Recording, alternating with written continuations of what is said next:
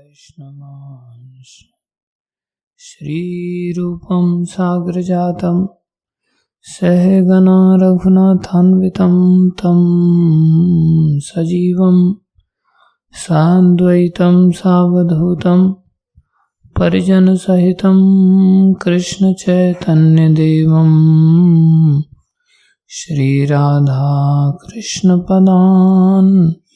सहगना ललिता श्रीविशाखान्वितांश।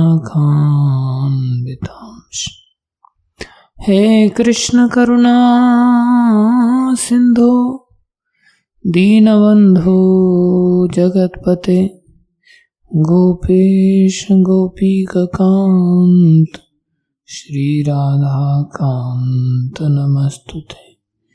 तप्त कांचन गौरंगी राधे वृंदावनेश्वरी वृषभानुसुते देवी प्रणमामि हरिप्रिये।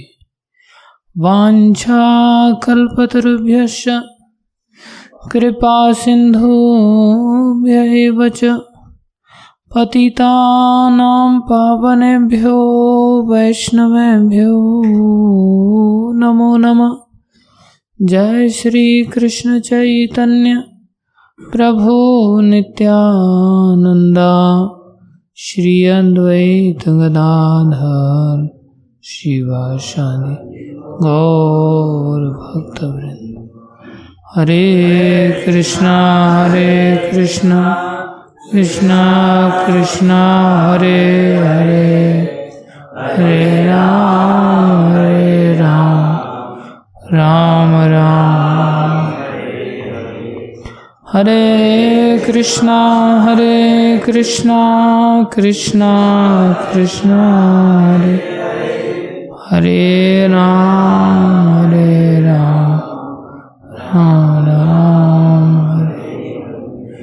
हरे कृष्णा कृष्णा कृष्णा हरे हरे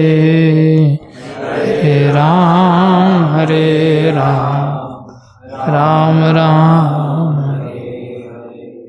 गुरुवे गौरचंद्राय राधिकाय तदालये कृष्णाय कृष्ण भक्ताय तद्भक्ताय नमो नमः।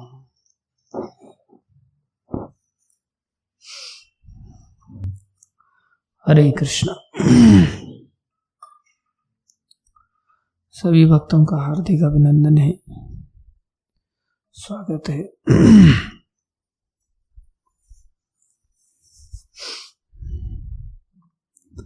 कृपा करके जो कुछ कहें ध्यान से सुनिए।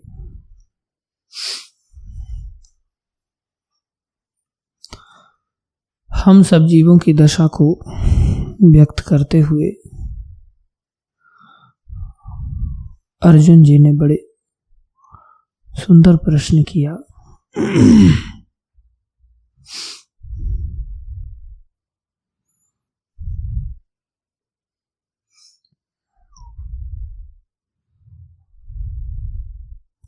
कल भगवान धर्म की बात बता रहे थे। स्वधर्म का पालन कितना आवश्यक होता है, और स्वधर्म का अर्थ था निर्धारित आदेशों का पालन करना। आदिष्ट कर्म ही स्वधर्म के अंतर्गत आते हैं। आदिष्ट किसके द्वारा होना चाहिए?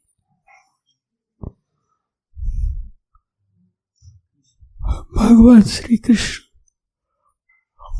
भगवान ही धर्म की स्थापना करते हैं। धर्मस्तु साक्षात भगवत प्रणीतम। धर्म की स्थापना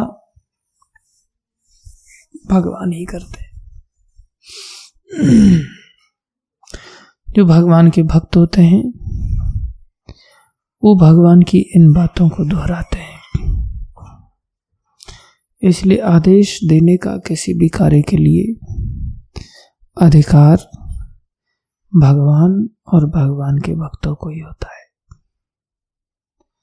इस आदेश का हेतु होता है कि जीव साक्षात रूप से कृष्ण भावना भावित कर्म करे या वर्णाश्रम के माध्यम से भौतिक कार्यों में लगता हुआ इच्छाओं की पूर्ति करता हुआ, जैसे सुबह में प्रभुपाद जी ध्रुव महाराज का उदाहरण दे रहे थे कि उनकी सौतेली माँ ने जब उनका अपमान कर दिया तो उनकी बात उनको बहुत खटक गई और वो बड़ा राज्य पाने के लिए अपनी भक्त माता के आदेश पर चल पड़े।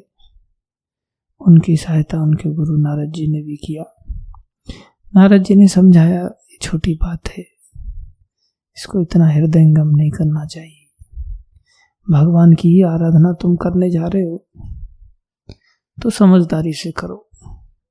अभी तुम बच्चे हो, तुम छोटी सी बात को एक थप्पड़ खा करके और तुम ऐसी कामना को जिद कर रहे हो, नीचा दिखाना चाहते हो, अपने पिता से भी बढ़कर बड़ा राज्य चाहते हो। नारद जी की नजर में ये बहुत छोटी बात थी, बड़ा राज्य पाना। छोटा बच्चा अगर रोता कि मुझे चॉकलेट नहीं मिली, मुझे स्वेटर नहीं मिला, मुझे जूते नहीं मिले, उसको मिल गए, तो ये कितनी छोटी बात है। 5 साल के बच्चे को समझाना कितना छोटा, कितना कठिन हो जाता है। लेकिन ये 5 साल के होते हुए भी कितनी बड़ी डिमांड कर रहे हैं। पीएम बनने का सोचना तो छोटी बात है, मुझे मेरे पिता से भी बढ़कर राज्य चाहिए। और नारद जी की नजर में ये कितनी छोटी बात थी। नारद जी बोले वापस जाओ, इतना गुस्सा नहीं करते। माँ है, माँ तो तमाचा मारी देती है। इतनी सी बात को लेकर के तुम बच्चे की तरह भगवान की आराधना करने जा रहे हो। भगवान की आराधना समझदारी से करो तो ज्यादा अच्छा है। बोले नहीं, आप मेरी सहायता नहीं कर सकते तो हट जाइए रास्ते से। कई बार बच्चे लोग होते हैं ना, दृढ़ होते हैं, अपने आप में वो बहुत फंसे हुए कह सकते हैं, या बहुत संसारी दृष्टि में सुलझे हुए कहते हैं, मैच्योरिटी दिखाने का प्रयास करते हैं। आज एक बच्चे को मैंने कहा, तुम इतने दिन से मंगल आरती नहीं आए। पहले मैंने कहा आज तुम मंगल आरती नहीं आए तो क्यों नहीं आए? बोले मैं कल रात को आपका प्रवचन सुन रहा था ना, इसलिए मैं लेट हो गया था और सुबह उठ नहीं पाया। बाकी बच्चे सुनते नहीं है तो सुन रहा था, तो बोले मैंने रात को आपका प्रवचन सुना था इसलिए लेट हो गया, इसलिए नहीं आ पाया। चलो कोई बात नहीं, इतने दिन से तुम नहीं आए थे, उसका क्या कौन कारण है? बोले मैं ही कारण हूँ। मैंने फिर दंड मिलेगा उसका। बोले ठीक है, लेकिन अकेले में देना। दंड कैसे देना? अकेले में देना। मैं एक बार सुन करके तो थोड़ा हैरान हो गया। मैं बोला इसको भी पता है कि सबके सामने दंड नहीं स्वीकार कर सकते, अकेले में दोगे तो स्वीकार हो जाएगा। बोले अकेले में दे देना कोई दंड। मैं बोला दंड तो दंड होता है, वो तो देने वाला डिसाइड करेगा कि अकेले में देना है या सबके सामने देना है। तुम कैसे निर्णय ले सकते हो? कौन निर्णय करेगा इसका कि सबके सामने दंड दिया जाए या अकेले में दिया जाए? तो बोले बड़े तो आप ही हैं, ये निर्णय तो आप ही करेंगे। मुझे अच्छा लगा कि कम से कम ऐसा बोला। बोला फिर ठीक है, हम निर्णय करते। तूने हमें बड़ा बोला है और सबके सामने अगर हम दंड दें तो स्वीकार करोगे? बोला कर लेंगे। सबके सामने में तैयार हो गया। ठीक है, फिर आप तैयार हो गए तो इस बार आपको क्षमा कर देते हैं, अगली बार सबके सामने नहीं, परिक्रमा में रोड पे खड़ा करके देंगे। तो एकदम आंखें ऊंची हो गई, उसकी सोच में पड़ी, ओहो आगे से गलती नहीं करना। ठीक है। तो कई बार बच्चे लोग समझदारी का परिचय देते हैं, कुछ अटक जाते हैं।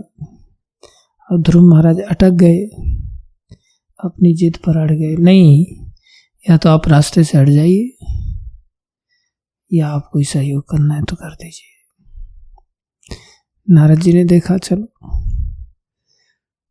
वस्तु पाने के लिए ही सही, लेकिन आराधक पक्का है,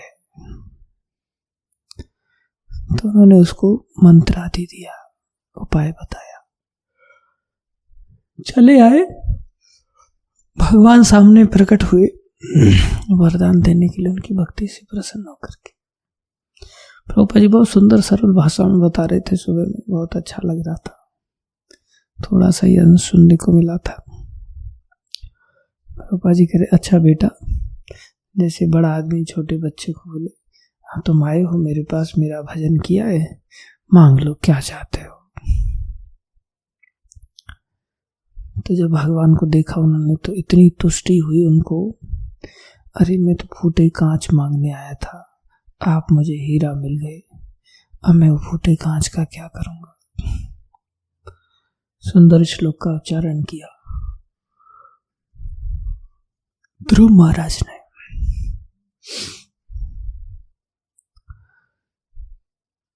कहने का भाव ये था कि वो एक भौतिक इच्छा थी और कामना की पूर्ति के लिए उन्होंने अपनी माँ का कहना माना, गुरुजी का कहना माना, और उसके माध्यम से वो भगवान की प्राप्ति कर ली। या तो सीधा सीधा भगवान की प्राप्ति की जाए, या वर्णाश्रम धर्म के माध्यम से भगवान की प्राप्ति की जाए। भगवत प्राप्ति ही आदिष्ट कर्मों का लक्ष्य होता है। बाकी भगवत प्राप्ति एक वास्तविक प्राप्ति की तरह है, और संसार की प्राप्ति फूटे हुए कांच की तरह है जो दुखदायक होती है। इसलिए भगवान की प्राप्ति ये धर्म कहलाई, और भगवान से दूर जाना ये अधर्म कहलाता है। भगवान की ओर जाना ये धर्म कहलाता है या पुण्य कहलाता है, जिसको गीता में भी भगवान ने कहा, मेरे पास आने के लिए तुम्हें बहुत सारे पुण्य अर्जित करने पड़ेंगे। कौन सा श्लोक है वो?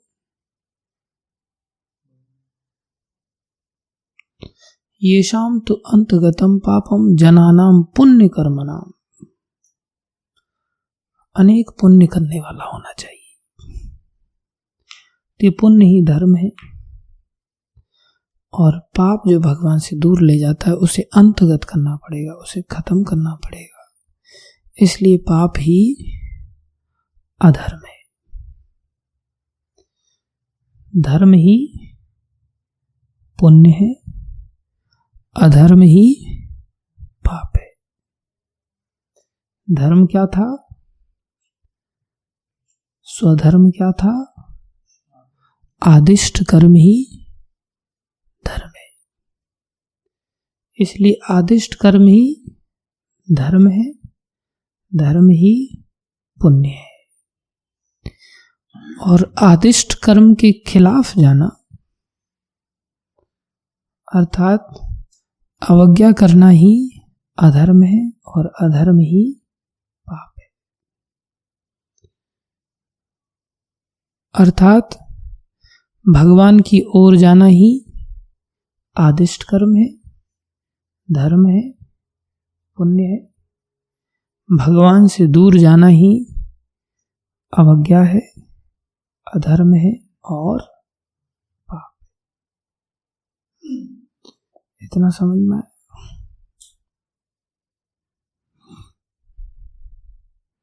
आदिष्ट कर्म करने चाहिए। ढक्कन का डंडा का नींद मुझे भी आ रही है बड़ी अच्छी। कीर्तन करते करते भी मैं एक पद में सो गया था, फिर अचानक से जाग आई। थोड़ा आप लोगों ने भी जागते रहना है थोड़ी देर के लिए, हरी चर्चा भी बड़ी जरूरी है ना। अर्थात हमें भगवान की ओर जाना है, धर्म करना पड़ेगा, उसके लिए आदिष्ट कर्म का पालन करना पड़ेगा। तो जो आदिष्ट कर्म है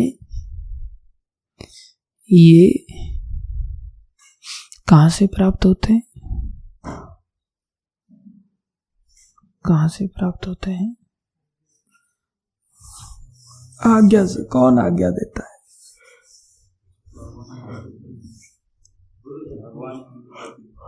भगवान और भगवान के प्रतिनिधि। भगवान कैसे आज्ञा देते हैं? शास्त्र से। और उससे भी अधिक प्रत्यक्ष आज्ञा होती है जो साधुओं से प्राप्त होती है।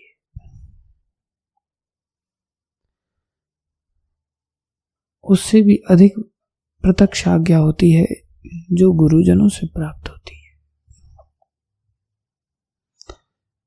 भगवान भी आज्ञा देते हैं हृदय से। परमात्मा रूप से भगवान हृदय में से आज्ञाएं देते हैं, लेकिन वो अंदर की आज्ञा होती है, हमें उतनी खटकती नहीं। उस परमात्मा रूप से प्रत्यक्ष भगवान के शास्त्र होते हैं जो सामने से आकर के आज्ञा देते हैं, समझाते हैं क्या करना है क्या नहीं करना है, विधि निषेध का ज्ञान देते हैं। और उनसे भी प्रत्यक्ष होते हैं भगवान के भक्त। कौन होते हैं? भगवान के भक्त। इसलिए सबसे ज्यादा प्रत्यक्ष कौन हुए? भगवान के भक्त लोग, जो बहुत ही लाइव होकर के प्रत्यक्ष रूप से हमें आदेशित करते हैं और हमें भगवान से मिलाने में सबसे बड़े सहायक बनते हैं। उनसे बढ़कर, भक्तों से बढ़कर और कोई सहायक नहीं होता। इसलिए भगवान ने कहा मेरे भक्तों की जो पूजा है वो मेरे से भी अधिक श्रेष्ठ है। इसी कारण से कहा गया।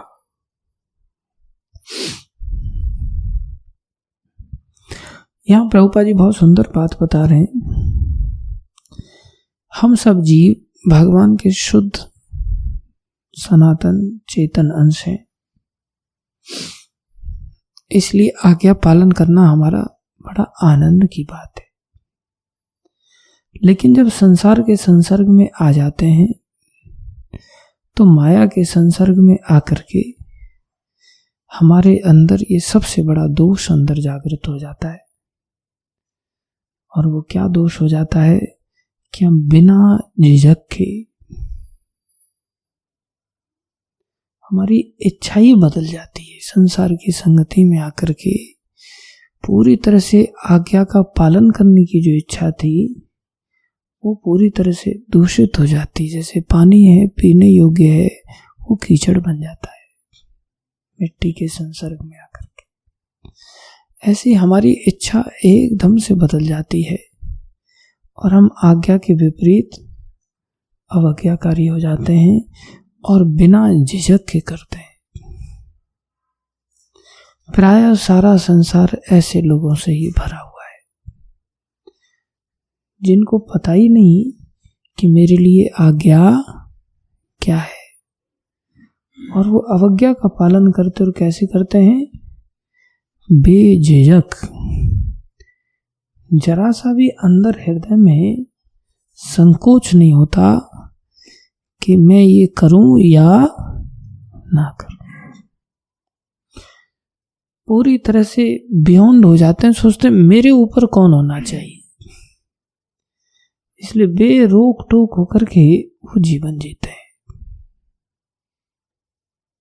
बिना झिझक।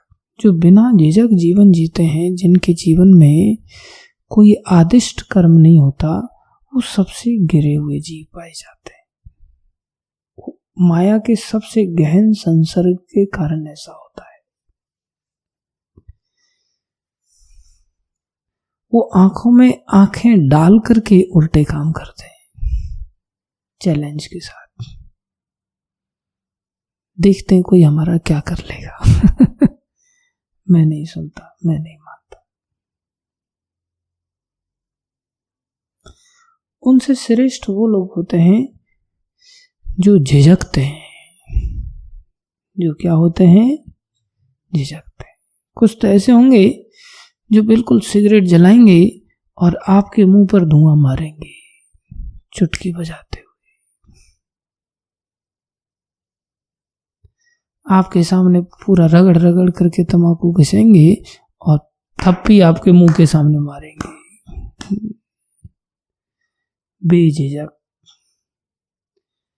बेझिझक गालियां बकते हैं। मैं तो ऐसा ही हूं, परवाह नहीं करते। हम मंडी में सुबह गए थे सब्जी देखने के लिए, खरीदने के लिए। अच्छा लगा हमें वहां जाना। तो वहां देख रहे थे हम क्या रेट हैं सब्जियों के। तो वहां एक व्यक्ति बहुत गंदी गंदी गालियां बक रहा था। हम उसके सामने से गए तो भी उसको शर्म नहीं आई। बहुत ही गंदी, कोई कुछ नहीं बोल रहा था उसको। मैं उसको थोड़ा घूर के देखा, थोड़ा सा झमा, फिर पीछे जाकर के फिर चालू कर दिया उसने। तो बेझिझक लोग परवाह नहीं करते, गंदे काम करते हैं। बेझिझक, बिना रोक टोक, उनके ऊपर कोई आदेश नहीं होता, मन मर्जी का जीवन जीते हैं। ऐसे लोग माया के बहुत भीषण थपेड़े खाते हैं, बहुत दंड पाते हैं। कुछ लोग होते हैं जिनके हृदय में ये पता होता है कि ये कार्य आदेशित नहीं है, आदेश के खिलाफ है, तो वो झिझकते हैं। वो क्या करते हैं? लेकिन अंदर से हृदय दूषित है संसार की संगति के कारण, इसलिए झिझकते हुए भी मौका तलाश लेते हैं। आपके सामने कभी बीड़ी पीते हुए नहीं दिखाई देंगे, लेकिन कब बीड़ी पी लेंगे पता नहीं चलने देंगे। अर्थात जो आदिष्ट कर्म नहीं है, उन कर्मों को करते हैं आंख चुरा के। कैसे करते हैं? आंख चुरा के। ऐसे देखेंगे कोई नहीं है। मैं कारीगर लोगों को मंदिर में देखता हूँ, वो भी बेचारे आंख चुरा के मसाला खा लेते फटाक से, दीवार का सहारा लेकर के। ऐसे आंख चुरा के हम बहुत कुछ करते हैं। हम भी बहुत कुछ करते हैं, इधर उधर देख करके, आंख चुरा करके। आंख चुरा क्यों रहे हैं? क्योंकि पता है ये गलत है, तभी तो आंख चुरा रहे, नहीं तो सीना तान करके करते, कोई डर भय नहीं सताता। जब भक्त होते हैं वो निश्चल होते हैं, वो आंख नहीं चुराते। हम आंख चुराते हैं और सोचते कोई नहीं देख रहा है, लेकिन पता चल ही जाता है। तो अर्जुन उन लोगों के बारे में बात कर रहे हैं, अनिच्छन्नपि, अर्थात ऊपर से जानते हैं कि ये गलत है, और ये जानते हैं कि इसका दंड भोगना पड़ता है। कुछ अच्छा करेंगे तो उसका कितना सम्मान मिलेगा, कितना सुख मिलेगा, कितना लोग हमसे प्रेम करेंगे। कुछ अच्छा करेंगे तो उनको ही पता होता है, लेकिन कर नहीं पाते। और क्या करते हैं? अनिच्छन्नपि वार्ष्णेय बलादेव नियोजिता। उन लोगों की बात कर रहे हैं अर्जुन जो आंख चुराते हैं, जो सीना तान के काम करते हैं, उनको तो छोड़ दिया उन्होंने। क्या कर सकते हैं? आंख चुराते मतलब थोड़ा चांस है सही रास्ते पर आने के लायक है। बोले ऐसे लोग हैं जो पापम चरति पुरुष, जो पाप में लगते हैं, पाप में विचरण करते हैं, अथकेन प्रयुक्त हो जाते हैं, लग जाते हैं। कौन उनको, कहां से उनको प्रेरणा मिलती है ऐसी पाप कर्म करने की? हे वृष्णिवंशी श्री कृष्ण, उसका कारण कौन है? तो उसके कारण के रूप में भगवान आगे बता रहे हैं, राधा कांत भगवान की जय। और भगवान बता रहे कि उसका कारण, बोले ऐसा लगता है अंदर से कोई लगा रहा है। तो अर्जुन का थोड़ा इंटेंशन इस प्रकार से है कि अंदर तो आप ही हैं तो आप ही लगाते हैं क्या? भगवान अगले श्लोक में स्पष्ट करेंगे, प्रभुपाद जी ने भी इसी श्लोक में स्पष्ट कर दिया कि ये पाप कर्म अंतर्यामी परमात्मा द्वारा प्रेरित नहीं होते, अपितु अन्य कारण से होते हैं, जैसा कि भगवान अगले श्लोक में बताएंगे। तो वो कारण को भगवान बता रहे हैं आगे चल करके। खैर, हम सब के लिए विचारणीय बात है कि हम सभी प्रायः इस कैटेगरी के जीव हैं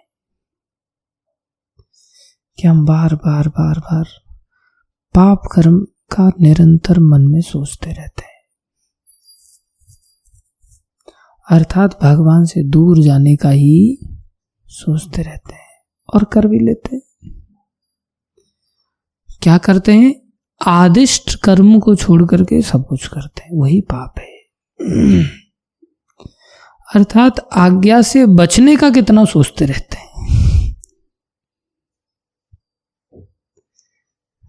आज्ञा से बचने का कितना सोचते रहते, वही पाप है। अब फिर भगवान मिलेंगे क्या? और ऊपर से वेशभूषा जरूर साधु की है, ऐसे मैं आपके सामने बैठा हूं, लेकिन डर लगता है गुरुजी पता नहीं क्या आज्ञा दे देंगे, इसलिए दूर रहो।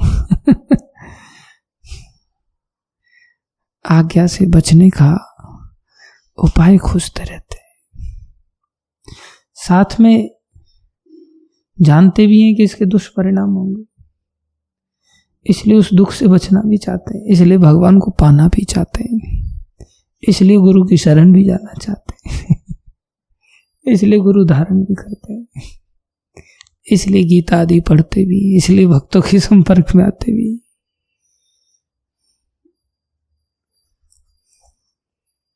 क्या बोला राजा राम प्रभु? क्या बोला?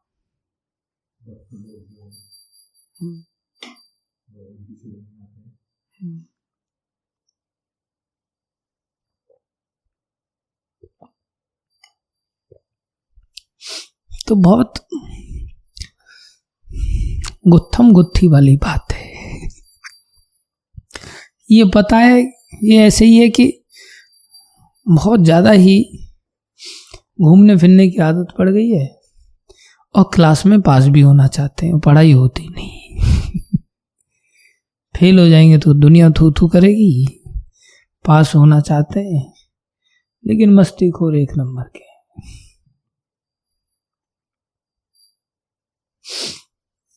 इसलिए बहुत जटिल अवस्था हो गई। हम उसी कैटेगरी के। उपाय क्या है? उपाय क्या है?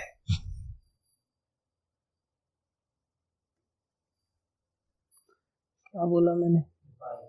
किस चीज के लिए?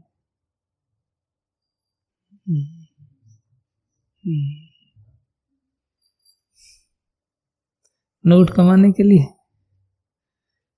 और उपाय क्या है? दोनों ही ओर जाने की इच्छा है, दोनों ही ओर जाने की इच्छा है। ये भी करने की इच्छा है, ये भी करने की इच्छा है। क्या उपाय है कि एक इच्छा खत्म हो जाए और एक इच्छा प्रबल हो जाए? भगवान से दूर जाने की इच्छा खत्म हो जाए और भगवान की ओर जाने की इच्छा प्रबल। खत्म होगी ये तो, ये तो अपने आप ही प्रबल हो जाएगी, या ये खत्म होगी तो ये वाली प्रबल हो जाएगी। तो कॉमन सेंस है। तो क्या उपाय है? आदिष्ट कर्म तो दो ही ऑप्शन हो गए ना, या तो आदिष्ट कर्म या आदिष्ट कर्मों के खिलाफ जाना, आज्ञा या अवज्ञा, और दोनों की इच्छा है। आज्ञा पालन भी करना चाहते हैं और अवज्ञा भी करना चाहते हैं, क्योंकि आज्ञा के अधीन वो चीजें नहीं है जो हम पाना चाहते हैं। क्या करें? दोनों ही इच्छाएं। इधर की इच्छा खत्म हो जाए, भगवान की ओर जाने की इच्छा बनी रहे, उसके लिए क्या किया जाए?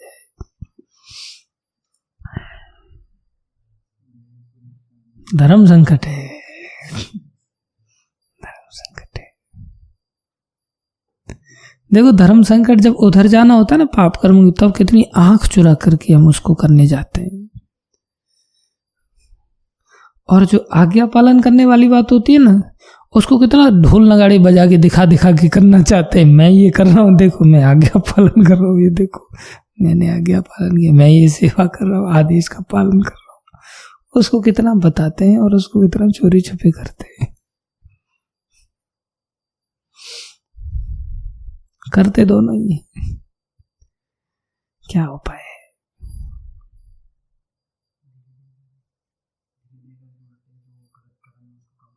कैसे होंगे?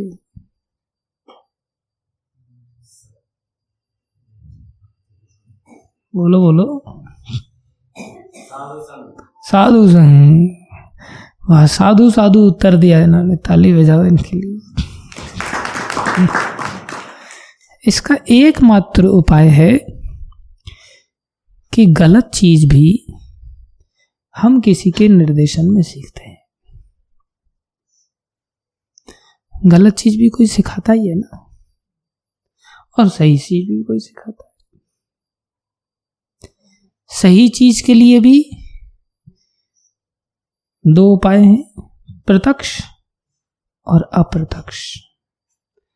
गलत चीज के लिए भी दो उपाय हैं, प्रत्यक्ष और अप्रत्यक्ष। जैसे गलत चीज सीखना है तो अंदर से ही आती है ये बात भी, जैसे परमात्मा अंदर से देते ना सही चीज के लिए मार्गदर्शन, ऐसे ही हृदय में ही अनेक जन्मों के संस्कार, वो संस्कार उठ उठ के आते हैं अंदर से। वो अप्रत्यक्ष होते हैं। फिर थोड़ा और हृदय हिल जाता है जब थोड़ा सा बाहर से मोबाइल आदि से हम सीखते हैं, उसके कंपैरिजन में थोड़ा प्रत्यक्ष होता है। वो भी लिटरेचर है ना। जैसे हृदय से भगवान का आदेश आ रहा है, सामने से शास्त्र का आदेश आ रहा है, ऐसे ही सामने से भौतिक लिटरेचर है, संसारी लोगों के जीवन चरित्र हैं, संसारी लोगों के द्वारा लिखी गई किताबें हैं, संसारी लोगों के द्वारा मोबाइल में दुनिया भर का डाटा है। वो भी एक अंदर से जो वासना जागृत हो रही, उसके कंपैरिजन में वो और प्रत्यक्ष है, उसके कंपैरिजन में वो और प्रत्यक्ष है। और उसके भी कंपैरिजन में जिन लोगों के साथ हम डायरेक्ट एसोसिएट करते हैं, उठते हैं, बैठते हैं, खाते हैं, पीते हैं, बातचीत करते हैं, व्यवहार करते हैं, और वो अगर भगवान से दूर जाने की अवज्ञा करने की वृत्ति रखते हैं तो उनका संगति और ज्यादा प्रत्यक्ष हो जाता है। इसलिए अंदर से इच्छा, बाहर के द्वारा, असेट्स के द्वारा, और बाहर प्रत्यक्ष व्यक्ति के द्वारा, जो माया के भक्त हैं। सेम इस साइड में है, अंदर से भगवान प्रेरणा देते हैं, बाहर से शास्त्र, मोबाइल आदि प्रवचनों के माध्यम से भी हम थोड़ा सा अपने आप को नरिशमेंट पाते हैं, और ज्यादा प्रत्यक्ष सामने कोई भक्त हो, ये और ज्यादा प्रत्यक्ष है। ये उसी कैटेगरी में असर छोड़ती है बातें। इसलिए सबसे ज्यादा अगर कोई कल्याण चाहता है, सही दिशा की ओर ही जाना चाहता है, तो उसको क्या करना चाहिए?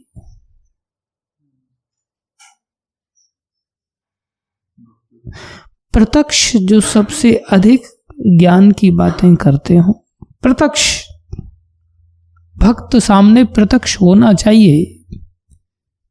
जितना सामने भक्त प्रत्यक्ष होगा उतना ही हम भगवान की ओर चल पड़ेंगे।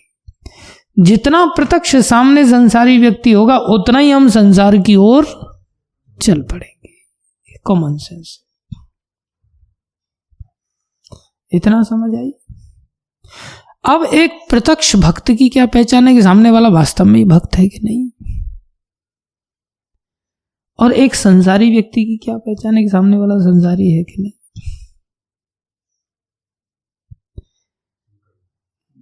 बोले उसका लाल कपड़ा है वो प्रत्यक्ष भक्त माना जाएगा, सफेद कपड़ा है प्रत्यक्ष भक्त माना जाएगा, लंबी लंबी दाढ़ी है वो प्रत्यक्ष भक्त माना जाएगा, कोई संसार में बहुत फेमस है वो प्रत्यक्ष भक्त माना जाएगा। बोले नहीं, प्रत्यक्ष भक्त कौन है?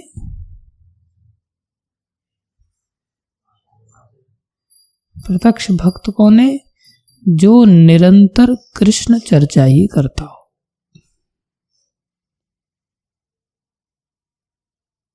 प्रत्यक्ष भक्त कौन है?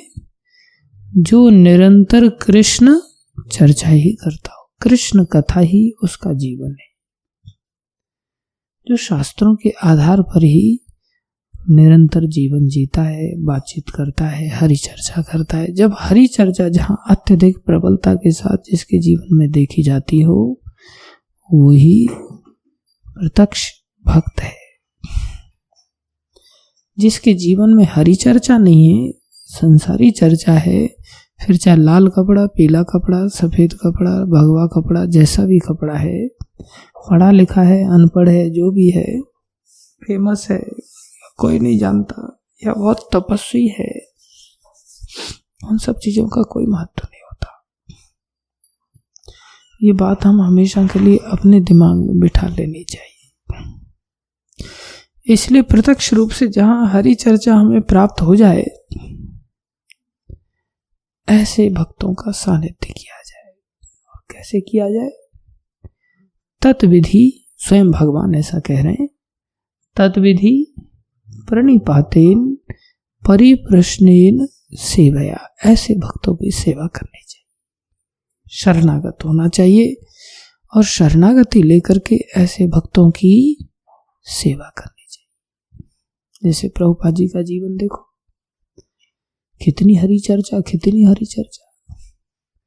लास्ट मोमेंट पर भी जिसमें आदमी अपने दुख को रोना रोता है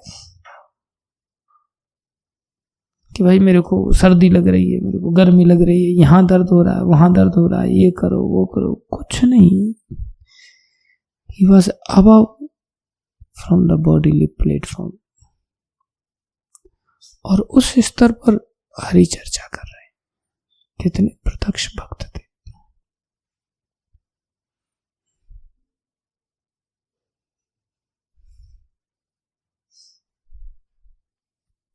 कितने प्रत्यक्ष भक्त थे प्रभुपाद जी, निरंतर रात दिन हरि चर्चा करते रहते थे जगह जगह। तो कितना बड़ा लोगों के अंदर अंतर आ गया कि अब हम पाखंडी बैठे हैं आपके सामने, अर्थात हरि चर्चा है ही नहीं जीवन में, तो अंतर आता ही नहीं। इसलिए ऐसे भक्तों की सेवा को भगवान कह रहे हैं मेरी सेवा से भी अधिक बढ़कर है।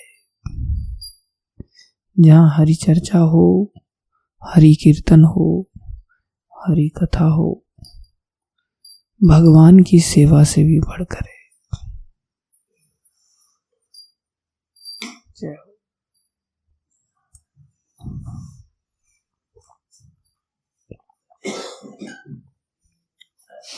इसका अर्थ ये नहीं कि हम अपने आप को भक्त मान लें और सोचे कि हाँ हमारी सेवा भगवान की सेवा से भी बढ़कर है। इसका अर्थ ये नहीं। अर्थात प्रत्यक्ष रूप से अगर हमें भगवान का गुणगान करने वाले भक्तों का अगर सानिध्य मिल जाए, जो भगवान का कीर्तन करें, जैसे हम आए तो हमने प्रभु जी को देखा अकेले ही कीर्तन भगवान का कर रहे हैं। एक भक्त तंबा बजा रहा है, जैसे तिवारी जी हमारे, ये भी भगवान के नाम का कीर्तन करते हैं। तो ये सब कौन हुए? कौन हुए? भक्त हुए ना। तो जो भगवान अंदर से प्रेरणा दे रहे हैं, उनसे ज्यादा प्रत्यक्ष कौन हुए? शास्त्र। लेकिन शास्त्र उठ करके हमें देखेगा नहीं, शास्त्र से भी ज्यादा प्रत्यक्ष कौन हुए? भक्त लोग। इसलिए भक्तों से बढ़कर पूजा करने के लिए, सेवा करने के लिए, उनका आराधना करने के लिए कोई नहीं होता। फिर ये नहीं देखना चाहिए कि हाँ ये छोटा बालक है, ये भक्त कैसे हो सकता है। जप कर रहा है, कृष्ण कथा कर रहा है, कृष्ण चर्चा कर रहा है, वो भी पूजनीय है। वो सभी प्रेम के पात्र हैं, वो घृणा के पात्र नहीं है। हो सकता है उनके जीवन में कुछ ऐसी क्रियाएं देखी जाएं, बोले फिर ऐसे भक्तों की संगति में आकर के भी भक्ति नहीं होती। कई बार ऐसे भक्तों की संगति में आकर के भी भक्ति नहीं होती। उसका क्या कारण है?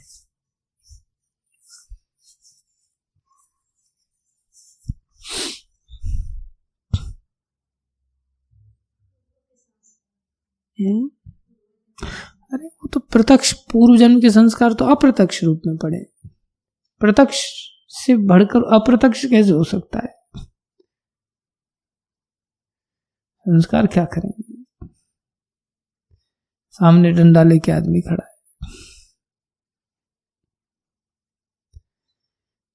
इसका कारण है सामने वाले व्यक्ति से, किसी भक्त से अगर हमें कुछ चाहिए तो हमें उसकी संगति का लाभ चाहिए, तो हमारा उसमें भाव होना चाहिए। छोटा हो बड़ा हो कैसा भी हो, हमारा उसमें भाव होना चाहिए, श्रद्धा होनी चाहिए, सम्मान होना चाहिए, प्रेम होना चाहिए। तब वो हमें अपनी संगति का पूरा पूरा लाभ दे देगा, या हम ले पाएंगे। तो ऐसा भाव कैसे आता है? बोले भाव तो नेचुरली होना ही चाहिए। इसलिए भाव कैसे आता है वो प्रश्न करके ये पूछना चाहिए, भाव जाता कैसे है? अंश तो मूलतः भगवान के ही है ना।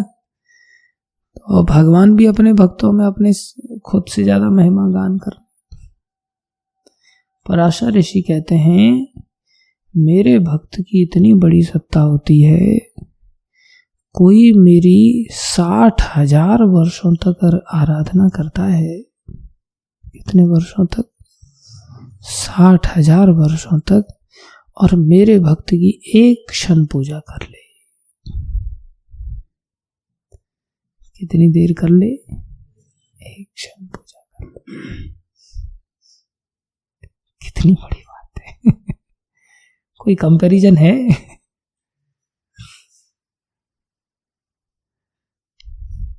साठ 60,000 वर्षों तक भगवान की घंटी बजाना, भोग लगाना, अभिषेक करना, सेवा पूजा करना, और एक क्षण भगवान के भक्तों की सेवा हो जाए।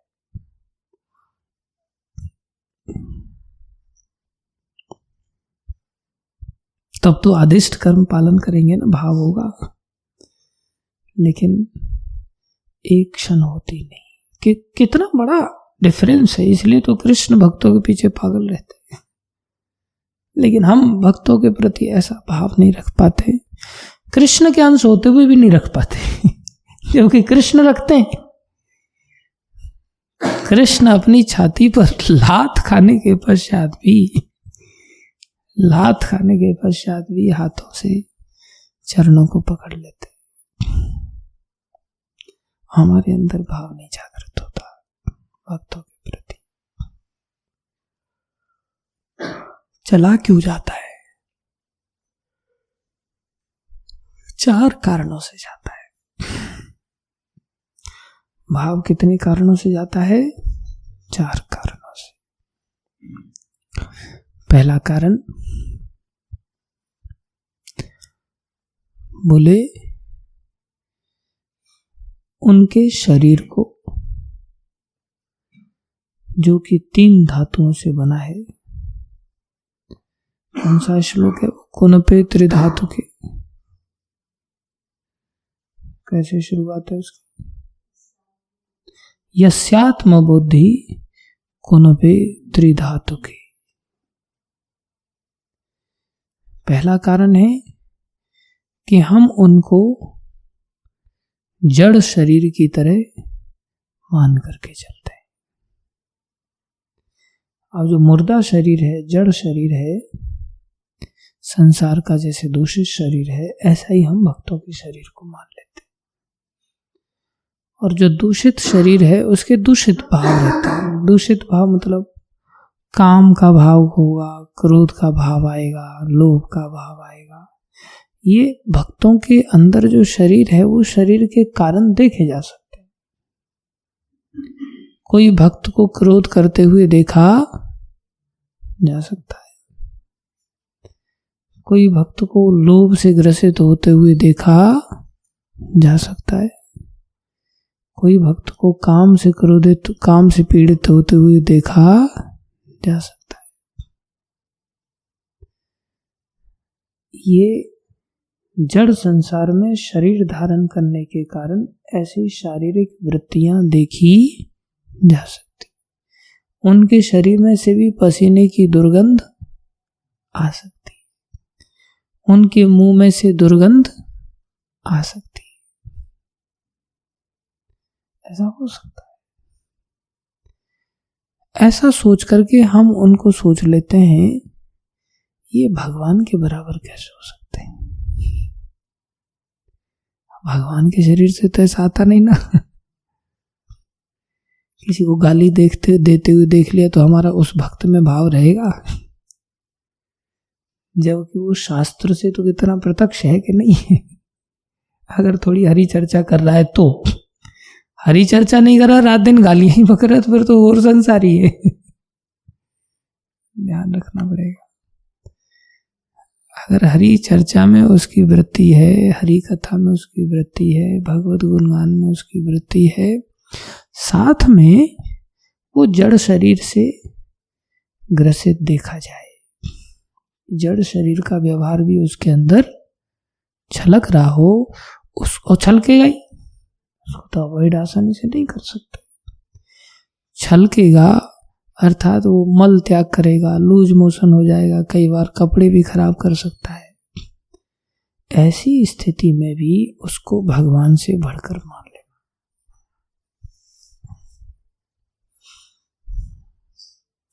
अर्थात भक्त में भाव क्यों नहीं हुआ? उनके शरीर के कारण। उनके शरीर को हमने क्या मान लिया? जड़ शरीर मान लिया, साधारण शरीर मान लिया, मल मूत्र का पिंड मान लिया। इसलिए भाव भगवान से कम हो जाएगा। दूसरा कारण, बोले अपनी बुद्धि स्वधि कलत्र आदिषु, हमारी बुद्धि जब हमारे परिवारी जनों में आसक्त हो जाती है, परिवारी जनों में लग जाती है, तो भक्तों में कमी आ जाती है, भाव घट जाएगा। पत्नी की याद आएगी, बच्चों की याद आएगी, माँ की याद आएगी, पिता की याद आएगी, मकान की याद आएगी, भाई बंधुओं की याद आएगी। इन लोगों की याद आ जाने से, इन लोगों में रति होने से भगवान की रति नहीं, भगवान के भक्तों की रति कम हो जाती, भगवान के भक्तों में भाव कम हो जाता है। तो भक्तों में भाव कम हुआ क्यों? हमारी संसार के लोगों में जो कलत्र हैं, जो परिवारी जन हैं, उनमें हमारी आसक्ति है। इसलिए भगवान से इतने बड़े जो भक्त हैं, जो भगवान से इतना प्रत्यक्ष रूप से ज्ञान देते हैं, बातें करते हैं, समझाते हैं, उनमें भाव की कमी आ जाती। तीसरा कारण भक्तों में भाव की कमी का, कि जो भगवान के श्री विग्रह होते हैं, भगवान की जो मूर्ति होती है, उसमें हमारा भाव हो जाता है पूजा अर्चना आदि का, ये सोचते हुए ये भगवान भक्तों से बढ़कर है, उनकी सेवा ही भक्तों में भाव कम कर देती है कई बार। कैसी विचित्र बात है। मूर्ति आदि की सेवा को, अब ये बहुत विचित्र बात है, बहुत आगे के स्तर की बात है। अभी हम तो उस स्तर पर पहुंचे ही नहीं है। अभी तो हमारे लिए मूर्ति की आवश्यकता है और आगे तक रहेगी, और मूर्ति की आवश्यकता आगे तक क्यों रहती है? वो भी भक्त सेवा को अंतर्गत रहती है, तो वो श्रेष्ठ है। जब भक्तों से बढ़कर मूर्ति को मानना, वो माया स्वरूप है।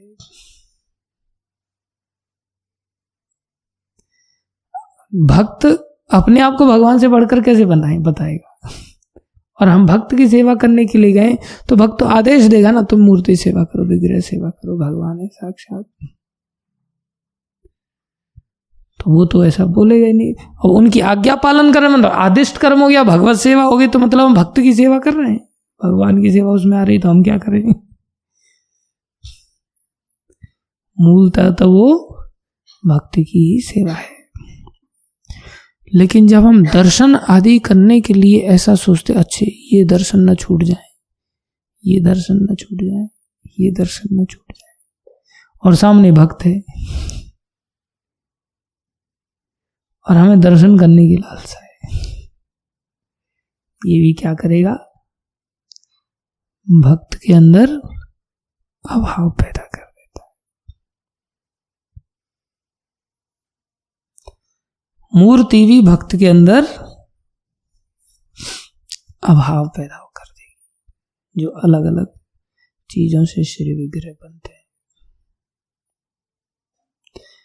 और चौथा कारण है, जल के अंदर तीर्थ बुद्धि या तीर्थ स्थल, जहां जल पवित्र रूप में पाया जाता हो, बोले वो जल को कल्याणकारी मानना भक्तों के कंपैरिजन में, बोले वो भक्तों में अभाव पैदा कर रहा है।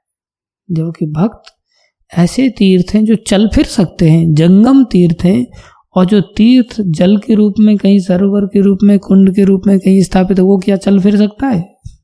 नहीं। भक्त वो शक्ति है जो दर्शन से ही पवित्र कर देता है, दर्शन से ही पवित्र कर देता है। वो तीर्थ में तो लंबे समय तक डुबकी लगाते रहो, तब जाके पवित्रता मिलेगी। वो भी शरीर की पवित्रता मिलेगी, मन की नहीं, मन की नहीं। और मन जब रोज भगवत चर्चा भक्त के द्वारा हो जाती है, तो मन उस दिन तुरंत ऐसा पवित्र हो जाता है कि एक दिन के लिए तो आसानी से हिलता डुलता नहीं है। एक दिन के लिए तो हिलता डुलता, एक दिन प्रत्यक्ष सानिध्य मिल जाए ऐसे भक्त का तो मन विचलित नहीं होता आसानी से, और डर बैठ जाता है उसके अंदर कि मैं अवज्ञा या ऐसे काम क्यों करूं जिसके लिए आंख चुराई जाए। उसको और भय लगने लगता है, मन में बार बार ऐसा था, छोड़ो यार, नहीं करना ये सब, छोड़ो यार, नहीं करना। रुक जाता है वो, डुबकी लगाने से नहीं रुकेगा, इतना तीव्रता से नहीं रुकेगा। शरीर के पाप जल जाते हैं, मन के पाप भक्त लोग ही जला पाते। इसलिए सामने भक्त हों और सामने भगवान भी हो, सामने तीर्थ भी हो, यहां तक कंपैरिजन किया जा रहा है, ध्यान देने वाली बात है। तो सामने कलत्र हो, परिवारीजन हो, तो फिर उनको महत्व कैसे दिया जा सकता है। और सामने भक्तों का जड़ शरीर का व्यवहारी क्यों न हो, तो भी भक्त बुद्धि बनाए रखनी पड़ती है। तब भक्तों में भाव होता है, और वो भाव से भरा हुआ जो सत्संग होता है तुरंत तत्क्षणात पवित्र कर देता है। जब तक भक्तों के अंदर ऐसा, अरे हम तो सोचते थे कि बहुत निष्काम होगा, लेकिन ये तो लोभी निकला। अरे हम तो सोचते थे इसमें क्रोध नहीं आएगा, लेकिन इसने मेरे को डांट दिया। ये तो बहुत क्रोध करता है। पहले तो आप बहुत प्यार करते थे, अब आप बहुत डांट लगाते हैं, और भाव खत्म हो जाएगा। अरे इनके अंदर तो बड़ी इच्छाएं हैं, ये तो आए दिन घी खाना चाहते हैं, रबड़ी खाना चाहते हैं, नमकीन खाना चाहते हैं, पिज्जा खाना चाहते हैं, बर्गर खाना चाहते हैं, घूमना फिरना चाहते हैं, विवाह करना चाहते हैं, बड़े कामी हैं। शारीरिक दोष इत्फाक से पाए जा सकते हैं, लेकिन फिर भी उनमें भक्त का भाव रखना चाहिए। ऐसा भाव अगर हमारा छोटे बड़े सब भक्तों के प्रति हो जाए, ये सोच करके कि ये सारे के सारे जप करते हैं, सारे के सारे कीर्तन करते हैं, सारे के सारे श्लोक याद करते हैं, सारे के सारे मंदिर में भगवान की शरण में हैं, भक्तों के सानिध्य में हैं, अर्थात ये सब सेवनीय हैं, इन सब की सेवा करनी चाहिए भाव से। ये नहीं ये और 8 रोटी खाता है, ये 6 रोटी खाता है, बेलना रोज हमको पड़ता है, सेकना पड़ता है, पता नहीं कब। भावहीन अवस्था है। इसलिए ऐसे भक्तों की बड़े प्रेम से सेवा करनी चाहिए सबकी। भाव सेवा को प्रेरित करेगा। ये नहीं मैं ही तुम्हारे लिए रोटी बनाऊंगा, मैं ही तुम्हारे लिए झाड़ू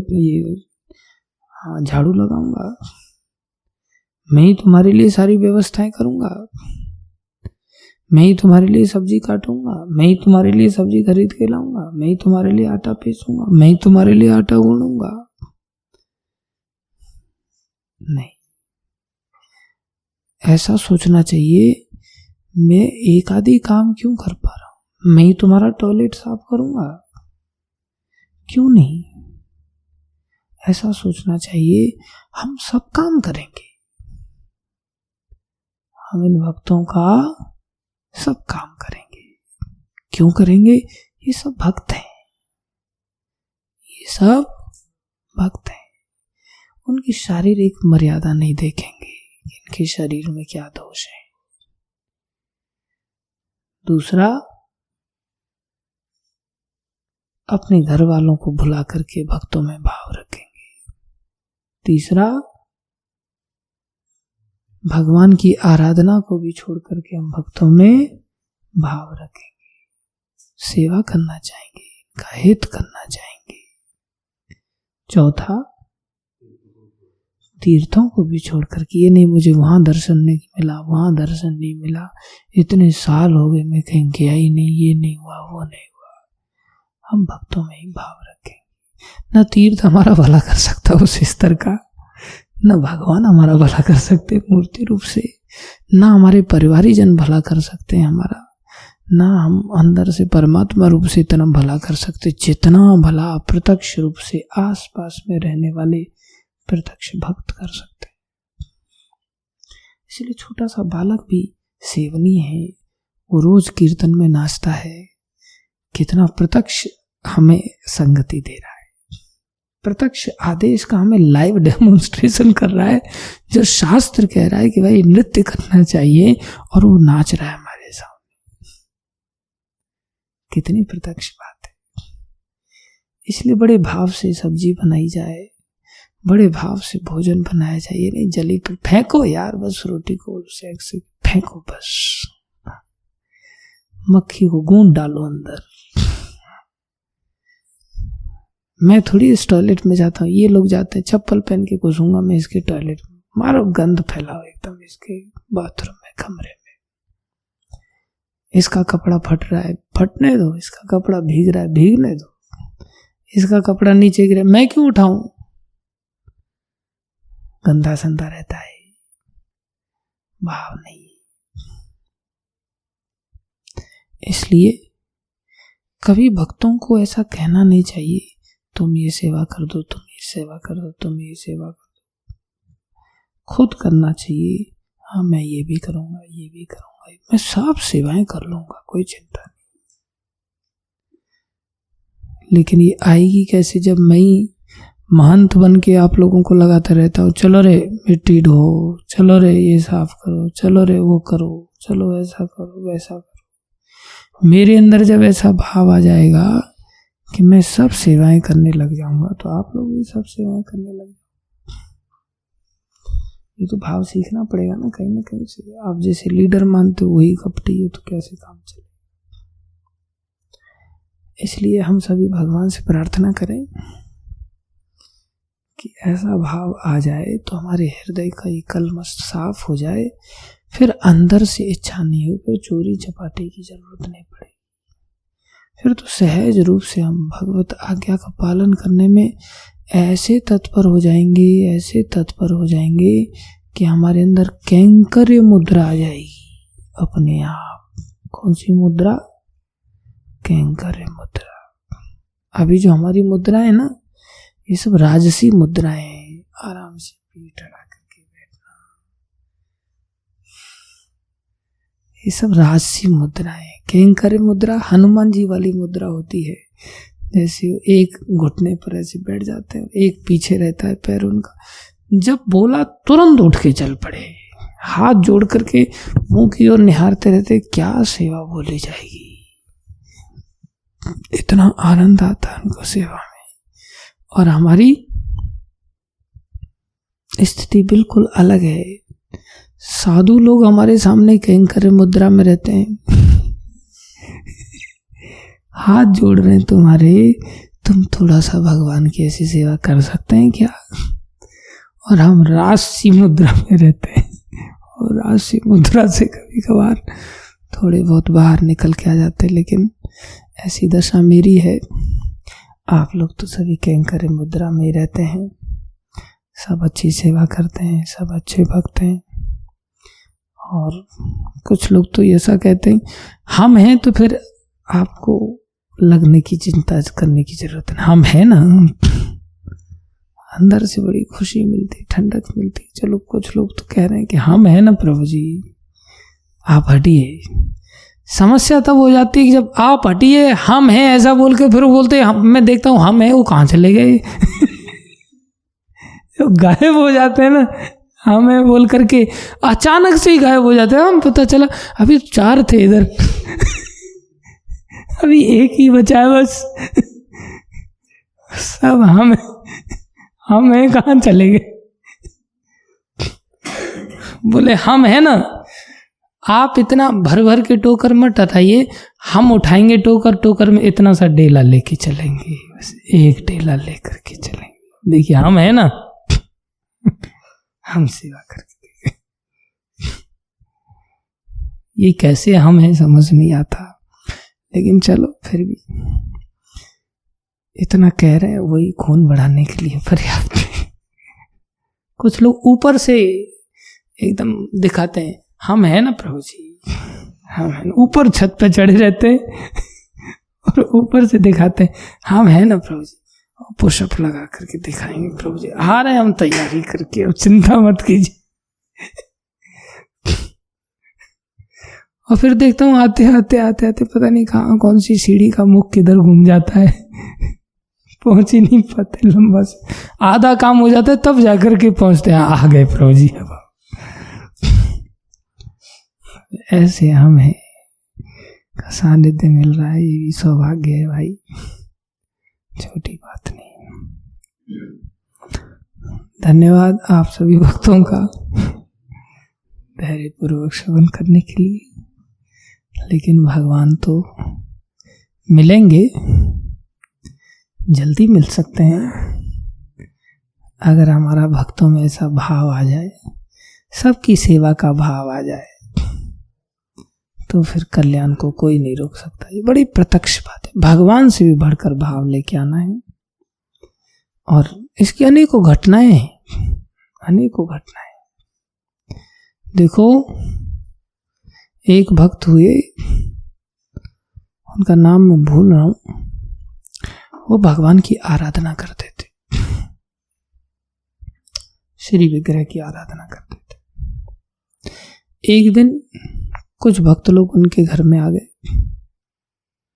तो भगवान की आराधना जो करता है उसको सुबह से लेकर शाम तक सब ध्यान रखना पड़ता है, उठाना, भोग लगाना, सुलाना, पहनाना, सब चीज। तो रात को सुलाया जाता है तो फिर हर चीज की व्यवस्था करनी पड़ती है, रजाई वगैरह भगवान को ओढ़ाया जाता है, प्रॉपर बिस्तर लगाया जाता है, दिन भर वो खड़े रहते हैं, फिर लिटाया जाता है। उनको रात्रि के लिए भी भोग रख दिया जाता है, जब भूख लगे ठाकुर जी को तो स्वयं ही खा लेना प्रभु, ऐसी सब व्यवस्थाएं बनाई जाती हैं। तो ये भक्त थे, इनके घर में कुछ भक्त लोग आ गए, तो भक्त लोगों के साथ हरि चर्चा चालू हो गई। हरि चर्चा ऐसी चालू हुई कि ठाकुर जी को शयन कराना भूल गए, भगवान को सुलाया ही नहीं। भोग भोग तो क्या लगाएंगे, सुलाया तक नहीं, रजाई वगैरह, ठंडी के दिन थे। अब बातचीत करते करते करते करते सो गए। अभ्यास था सुबह का मंगल आरती का, तो नींद खुली तो फिर गए। तो इनको तो ध्यान नहीं था कि शाम को नहीं सुलाया। कई बार ऐसा होता है कि हम सुलाते भी हैं तो कई बार आधी चीजें सुला देते, गुरु परंपरा आदि रह जाती हैं कई बार। दूसरे दिन जाते, अरे यार रात को गुरु परंपरा को भूल गया मैं सुलाना, या ये उठ गए अपने आप। संदेह हो जाता है, नहीं मैं तो आया तो सुलाने के लिए, फिर ये सुलाना भूल गया या आप खुद उठ गए भगवान को उठाने के लिए मेरे से पहले, संदेह हो जाता है। तो उनको सुलाया नहीं उन्होंने। तो ठाकुर जी ने क्या किया, सुबह गए तो दरवाजा ही नहीं खुले, अंदर से दरवाजा बंद हो गया। अब इनका दिमाग घूम गया, अंदर कोई चोर घुस गया, क्या बात है भाई, सुबह के समय में दरवाजा क्यों नहीं खुल रहा है। तो आकाशवाणी हुई कि अब ये दरवाजा नहीं खुलेगा। हम दिन भर खड़े रहे और तुम रात को हमें सुलाने नहीं आए, अब हमें तुम्हारी सेवा स्वीकार नहीं है, चले जाओ यहां से, हम तुम्हारा त्याग करते हैं। कैसा प्रेम करते होंगे, विचार करो। अंदर से दरवाजा भगवान ने बंद कर लिया और आकाशवाणी हो रही है, अब हम तुम्हारी सेवा नहीं लेंगे, जाओ। तो इन्होंने क्या किया, बोले प्रभु ठीक है, कोई बात नहीं, आपने त्याग दिया, कोई बात नहीं, घबराए नहीं। भगवान आकाशवाणी में ऐसा कह दे तो वो खुद कितना प्रेम करता होगा, कितना अच्छी तरह से सेवा करता होगा, तब तो भगवान कह रहे ना, बोल करके दरवाजा लगा रहे। कहना ही बड़ी बात है, और ऊपर से है ऐसा रहे कि अब हम तुम्हारी सेवा कभी स्वीकार नहीं करेंगे, जाओ। बोले प्रभु कोई बात नहीं, मैं कोई जानबूझ करके खुद तो सो नहीं गया था, मैं तो भक्त लोग आए थे तो उनके साथ आपकी कथाओं की चर्चा चल रही थी, इसलिए मैं नहीं पहुंच पाया, भूल गया। बोले आप नहीं खोल रहे हैं, कोई बात नहीं, हम भक्तों के साथ जीवन निकाल लेंगे। जैसे ही ऐसा बोला, तड़ाक से दरवाजा खुल गया, आ जाओ।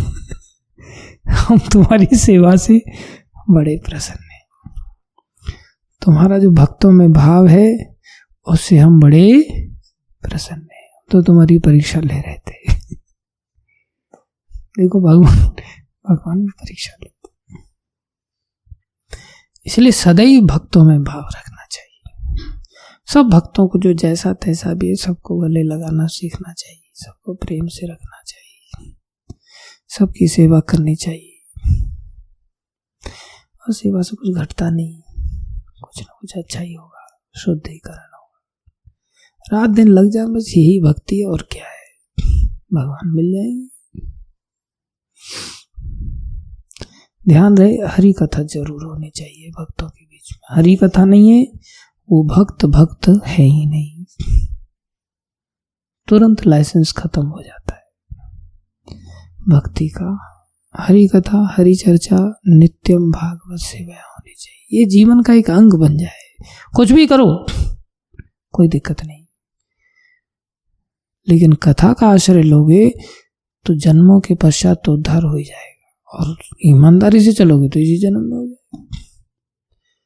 इसलिए कभी कथा को मिस नहीं करना चाहिए, मौका मिले खुद भी बोलना चाहिए, बातचीत करना चाहिए, चर्चा करना चाहिए, श्लोकों का पठन पाठन करना चाहिए। सुनाइए तिवारी जी।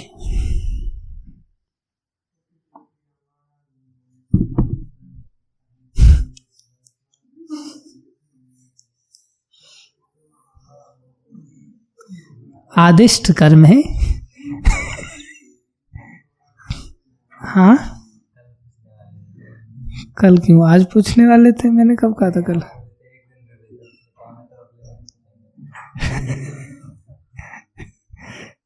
मैंने कहा था क्लास नहीं लूंगा, आगे श्लोक नहीं बढ़ाऊंगा, एक दिन रिवीजन का ही पूरा दिन है आपके पास, पूछ लूंगा हमेशा, कल हम पूछेंगे, ऐसा कहा था मैंने।